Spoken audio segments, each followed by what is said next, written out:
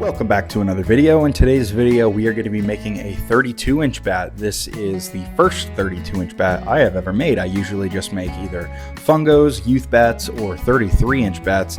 32 is just kind of right there in the middle where I haven't made any of those yet. So this will be very exciting, something new.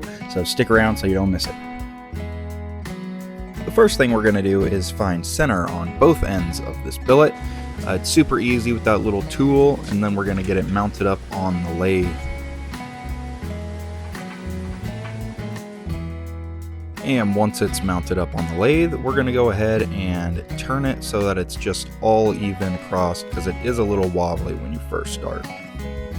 Then we just take 3-inch sections and we cut to depth and we kind of blend those sections together, and that's how we get the general shape of the bat. I think it's worth pointing out that on this 32, I wanted to make it pretty light for him. I know that he was worried about the weight, so I kind of took a little bit more out of the barrel than I normally would. Then we work on shaping the knob, and this is probably the most difficult part, but as long as you take your time, take small little passes, it shouldn't be too difficult. And I think it's worth pointing out that this is at 2x speed. This is not the regular playback speed. So if it looks like it's going pretty quick, it's not going that quick. It just seems that way. And I'm going to do the same thing here for the end of the bat. This is a little easier just because it's just one direction here.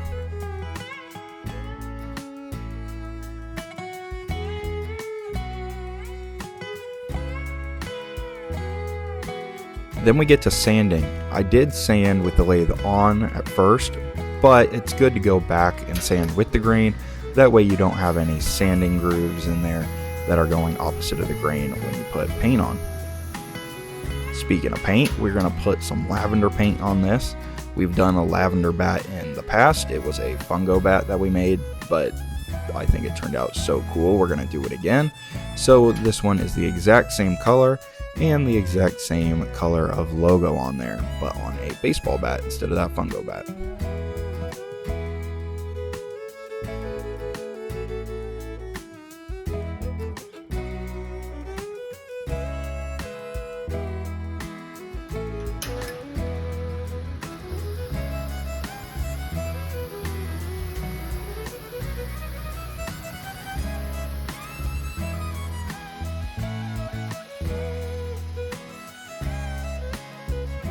And after chopping the ends off, it is time to put a little cup in the end of this bat.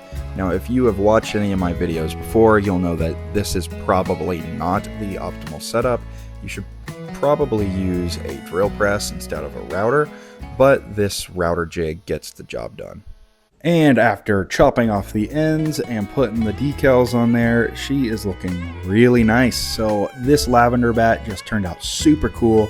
I love the look of this lavender. I've used it on a fungo in the past, and it looks just as good here on this 32-inch bat. So I did cup the end and paint it to take a little bit of weight out, and we chopped off the end and painted it there. I did take off probably a little bit too much material in here, trying to cut down on the weight a little bit. So the guy that ordered this bat wanted something a little bit light, so I did try and make it a little bit lighter, and I think I might have got a little bit too much weight off of there. I was able to shave this down to almost a drop 5. It's like a drop 4 3/4, but it is really light. So I think I might have to remake this bat for him if he doesn't end up liking the weight of this and he wants something a little heavier. So we might end up doing this bat again, but for now I think this one turned out super cool.